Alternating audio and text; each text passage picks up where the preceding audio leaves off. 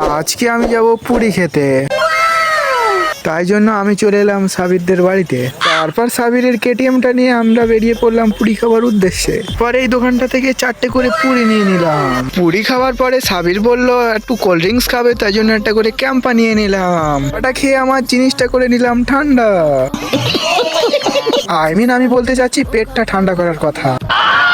তারপর এখান থেকে বিলটা পে করে আমি সাবিরের কেটিএমে করে চলে এলাম সুজয় সেলুনে। তারপর সেলুনে দেখি অনেক বন মানুষের ভিড়, তাই জন্য আমি আর সাবির এখানে বসে অপেক্ষা করছিলাম। তারপর ভিড় কমতে চুলটা কাটা কমপ্লিট করে আমরা চলে আসলাম বাড়িতে। এসেই দেখি আমাদের এই ঘরটায় আজকে রঙের কাজগুলো শুরু হয়ে গিয়েছে। বিকালবেলা দেখি এই ঘরগুলোয় ফাস্টফুড গুলো কমপ্লিট হয়ে গিয়েছে। সন্ধে হতেই এই দোকানে কিছু খেতে চলে এলাম। তারপর এখান থেকে একটা এগ রোল অর্ডার দিয়ে দিলাম। রোলটা আসতেই রোলটাকে খাওয়া কমপ্লিট করে নিলাম। তারপর এখান থেকে একটা মন্টেন ডিউ নিয়ে নিলাম, নিয়ে এটাকেও খেয়ে নিলাম। তারপর বিল পে করে বাড়ি